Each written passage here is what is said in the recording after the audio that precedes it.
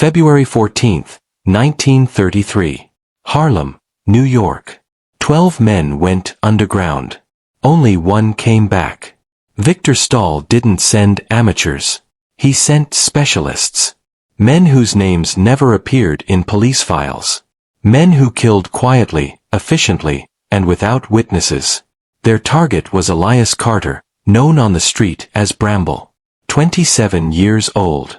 Outnumbered 12-1. Trapped in a basement with no exits and no backup. Stahl was the most feared man in New York. He had survived wars, betrayals, and massacres. Everyone expected the same ending. Bramble Carter dead. Harlem sold. But what Stahl didn't understand, what those 12 men learned too late, was that Bramble didn't fight like other men. He didn't rely on numbers. He relied on timing, fear, and control. 90 minutes later, one man limped into the Bronx, bleeding, shaking, and carrying a single object that made Victor Stahl, who'd ordered dozens of murders, go completely silent. This is the story of the night Harlem became untouchable. To understand what happened that night, you need to understand Harlem in 1933. This wasn't the Jazz Age anymore. The Harlem Renaissance was over. The Depression had gutted the neighborhood. Speakeasies were closing. Theaters went dark. People who once danced at the Savoy were now standing in breadlines. But Harlem didn't die. It adapted. When people are desperate, they gamble.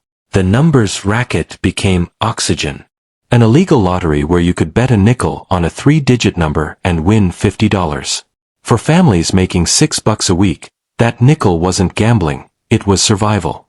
It was rent. It was medicine. It was hope wrapped in a slip of paper. And hope was the most valuable currency in New York. Victor Stahl understood that. He was a German Jewish mobster from the Bronx who'd built an empire on bootlegged whiskey during Prohibition. Ruthless, calculating, and paranoid about losing power. But Prohibition was dying. The 21st Amendment was coming, and with it, the end of his fortune. Stahl needed new territory, new revenue, fast. So he looked south to Harlem. Saw millions flowing through the numbers game every month. Saw a neighborhood desperate enough to bet, vulnerable enough to control. And decided he wanted it. All of it. There was just one problem. Harlem already had protectors.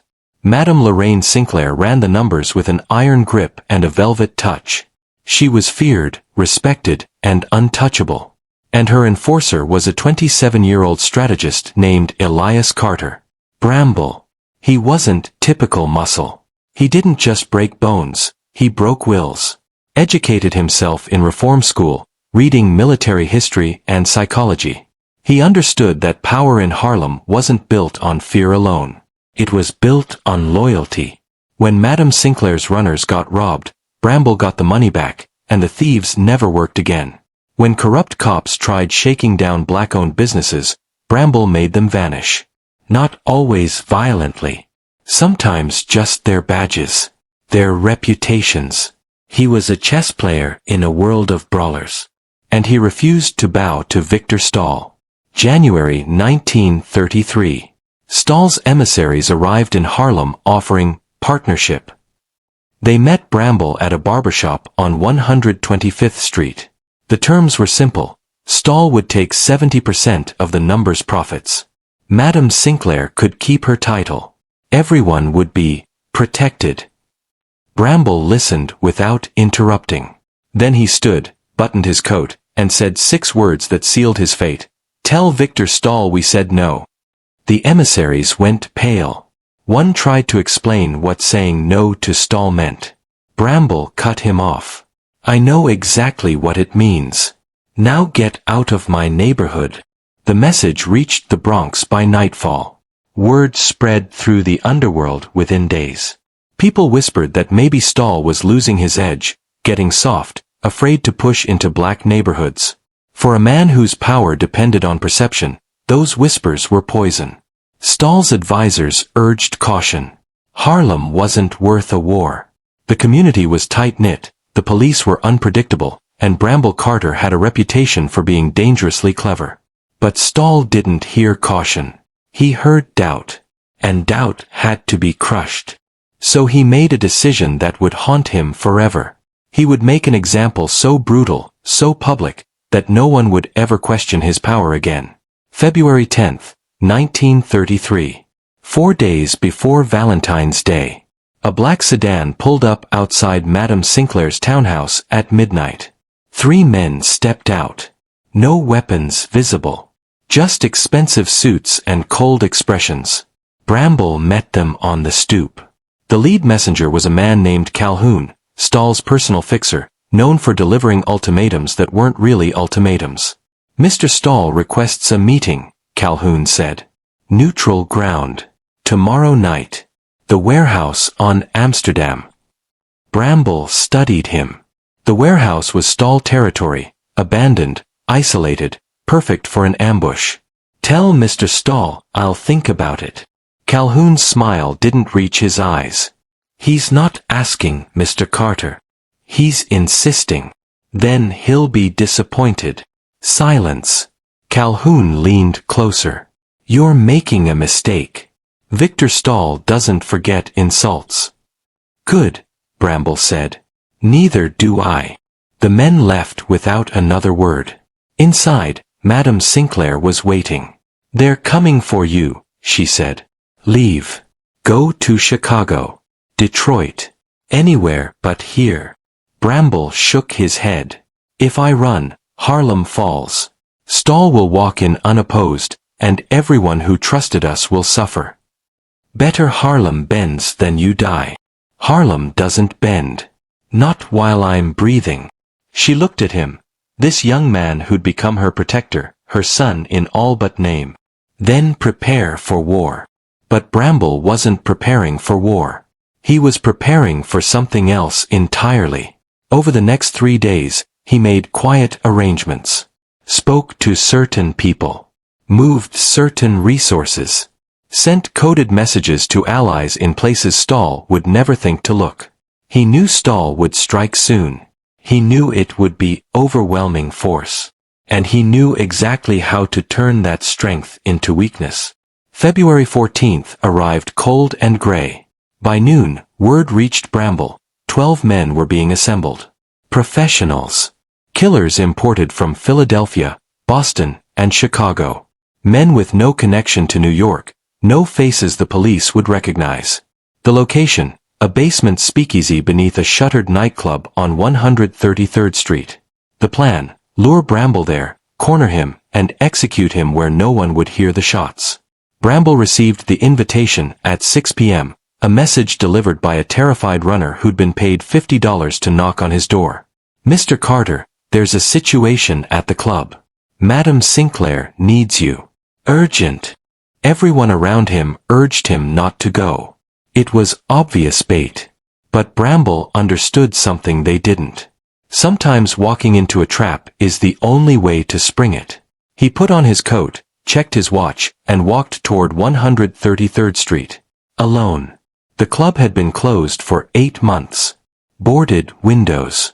Padlocked doors. A ghost of better times. Bramble approached just after 8 p.m. The street was too quiet. No pedestrians. No traffic. Even the usual nighttime sound seemed muted, like the neighborhood was holding its breath. He paused at the entrance. The padlock was open. Fresh footprints in the dust. Amateur mistake, or intentional message. Bramble pushed the door open and descended the stairs into darkness. The basement had once been a speakeasy during Prohibition's peak. Red velvet curtains, a mahogany bar, a small stage where jazz musicians played until dawn. Now it was stripped bare. Just concrete, shadows, and the smell of mildew. A single bulb hung from the ceiling, casting weak yellow light. Bramble stepped into the center of the room. "Gentlemen," he said calmly. "I know you're here." 4-5 seconds. Nothing. Then movement. 12 men emerged from the shadows. They'd been waiting in absolute silence, behind pillars, in alcoves, pressed against walls. No guns drawn yet. Just presence. Intimidation. The lead man stepped forward. Tall, scarred, with dead eyes. This was Voss, Stahl's most trusted killer, a man who'd executed 17 people without ever being charged. Elias Carter, Voss said. You've caused Mr. Stahl considerable inconvenience. That wasn't my intention, Bramble replied. My intention was to tell him no. No one tells Mr. Stahl no. I just did. Twice. Voss smiled without humor. We're here to correct that misunderstanding. Bramble looked around the room slowly, counting men, noting positions, measuring distances. 12 of you, he said. Stahl must be scared. Stahl is thorough. Thorough would be 20. 12 means he's worried I might talk my way out. Voss's smile faded. There's no talking out of this. Then why are we talking? Silence. Bramble took a step forward. You're professionals. I respect that. So let me offer you professional advice. Leave now, and Stahl can send someone else. Stay, and you'll regret it. One of the men laughed. A short, bitter sound. Voss raised a hand, silencing him. You're outnumbered 12-1. No weapons. No backup. No exits. You're right, Bramble said. I don't have weapons. He reached into his coat. Every man tensed. Bramble pulled out a pocket watch, checked the time, and smiled. But I do have 90 minutes. Voss frowned. What? 90 minutes before people start looking for me. Before cops get anonymous tips. Before this basement becomes very, very complicated for all of you. We'll be done in 5. Then you'd better start now. Voss nodded. 2 men moved forward. And Bramble reached up and shattered the light bulb with his fist. The basement plunged into absolute darkness. Total darkness. No windows. No exits. No ambient light from the street. 12 trained killers and 1 unarmed man in a concrete box. For 3 seconds, no one moved. Then chaos. Where is he? Shut up. I can't see. Everyone stay still. But panic doesn't follow orders. Bramble had already moved. He knew this basement. He'd scouted it 2 days earlier, pacing the dimensions, memorizing every column, every corner, every obstacle. The killers didn't. He heard them shuffling, bumping into each other, whispering urgent commands. Voss's voice cut through. Lights. Someone get lights. Matches flared. 3, 4, 5 small flames dancing in the darkness. Bramble watched from behind a pillar. The matches revealed men clustered together, backs to each other, eyes wide. Professional killers reduced to frightened children afraid of the dark. 1 match went out. Then another. Stay together, Voss hissed. He's just 1 man. Then where is he? A sound, deliberate, scraping metal against concrete. Every head turned. Nothing there. Then from the opposite direction, footsteps. There. 2 men rushed toward the sound. A grunt. A crash. 1 man screamed. Silence. Danny. No answer. Danny. The remaining matches went out. Darkness again. Voss pulled out a lighter, hands shaking slightly. The flame revealed his face, still controlled, but cracks showing. He's bleeding us, someone whispered. Shut your mouth. We should leave. Regroup. Come back with. We're not leaving until he's dead. But doubt had entered the room. Bramble knew this moment. He'd studied it in books about military tactics, prison riots, pack psychology. Fear is contagious. Doubt spreads faster than fire. And once men start questioning the plan is already dead. He waited. Listening. Counting breaths. Then he spoke, his voice calm, conversational, coming from everywhere and nowhere. Voss, tell me something. Did Stahl explain why he only sent 12 of you? Show yourself, coward. It's because he knew some of you wouldn't make it. Question is, did he tell you which ones? Silence. Think about it. 12 men split the payment, right? But if only 6 walk out, that's double the money. Maybe Stahl's counting on that. Don't listen to him. Or maybe, Bramble's voice shifted position, maybe one of you is supposed to make sure the others don't walk out. A man spun, pointing his gun at his partner. Jimmy, if you're... I'm not. Then why are you sweating? We're all sweating. Voss roared. Everyone shut up. But the seed was planted. Trust was breaking. And Bramble was just getting started. The next 30 minutes were psychological warfare. Bramble didn't need to kill them all. He needed them to kill each other. He moved through the darkness like water, silent, fluid, everywhere and nowhere. A sound here. A whisper there. A hand brushing someone's shoulder in the dark. He's behind you. No, he's over there. Stop shooting. I didn't shoot, he did. Gunfire erupted. Muzzle flashes lit the basement in strobe light bursts. Men firing at shadows, at each other, at phantoms born from fear. Voss tried desperately to maintain control, but control requires trust, and trust was dying with every shot. 3 men were down. Maybe 4. In the darkness, it was impossible to tell who was shooting whom. Cease fire. Voss screamed. The shooting stopped. Heavy breathing. Ringing ears. The smell of gunpowder and blood. Everyone sound off, Voss commanded. Here. Here. Here. 7 voices. 12 men had entered. 7 remained. Voss's lighter flickered back to life. The remaining men gathered in a tight circle, backs together, guns pointed outward. Some bleeding. All terrified. New plan, Voss said. We leave together. Right now. Forget Carter. We report back, regroup, come back with. You're not leaving. Bramble's voice, clear and close. The lighter went out. A crash. A scream cut short. When Voss got the lighter relit, 6 men remained. And they broke. I'm out. Wait. 2 men ran for the stairs, firing blindly behind them.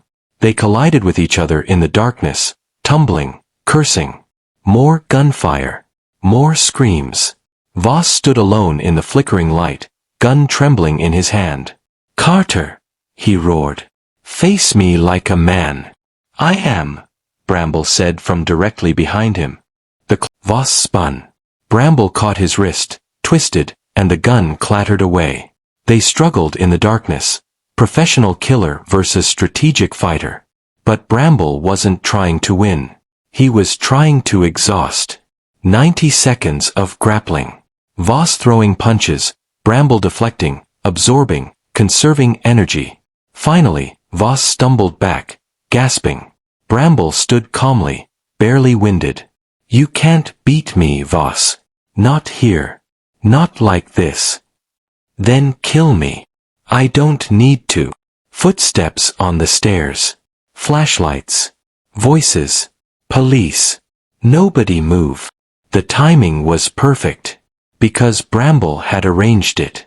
An anonymous tip called in 90 minutes ago, exactly when he'd predicted this would end. Officers poured into the basement, lights flooding the space. The carnage was horrific. Bodies. Blood. Weapons everywhere. And in the center, 2 men standing, Voss, covered in blood and gunpowder residue, holding a gun. And Bramble, unarmed, suit barely wrinkled. That one attacked us, Bramble said calmly, pointing at Voss. We were just defending ourselves. W.E. An officer asked. That's when they noticed. One other man was still alive, cowering in the corner. A young killer named Pike who'd frozen in terror during the chaos. Him and me, Bramble said. The others came at us. Self-defense. The police hauled Voss away, still screaming about setups and traps. Pike looked at Bramble with absolute terror. And Bramble smiled. Walk with me. They left through the back exit before the police finished securing the scene. Pike was 23, a hired gun from Boston, now shaking so hard he could barely walk. "You're letting me go," he whispered. "Not yet." Bramble led him 3 blocks north to an all-night diner. Empty except for a tired waitress and a drunk sleeping in the corner booth. They sat. Bramble ordered coffee. Pike couldn't stop staring at him, this man who'd just survived impossible odds without breaking a sweat. "Why?" Pike finally asked. "Why let me live?" "Because you're going to deliver a message." "To stall." "To stall." Pike nodded frantically. "Yes. Anything. What do you want me to say?" Bramble reached into his coat and pulled out a playing card. The Ace of Spades. On the back, written in careful script, "Harlem is closed. Try again and I'll send 12 of yours back in boxes. Or I'll send none back at all. Your choice." "EC. Give him this," Bramble said. "And tell him exactly what you saw tonight." "He'll kill me for failing." "No, he won't. Because you'll tell him the truth, that I let you live on purpose. That I could have killed everyone but chose not to. That I controlled every moment of that basement." Pike took the card with shaking hands. "Why controlled violence?" he whispered. "Why not just kill us all?" Bramble leaned forward. "Because killing you all starts a war. A war means bodies, attention, police crackdowns. Bad for business. Bad for Harlem. So what does this do?" This humiliates Stahl. Shows everyone he sent 12 men and couldn't even kill one. Shows his money can't buy results. Shows his reputation is hollow." Pike understood then. This wasn't about violence. It was about status, power, perception. "You destroyed him without killing him," Pike said. "Exactly. Now go deliver the message."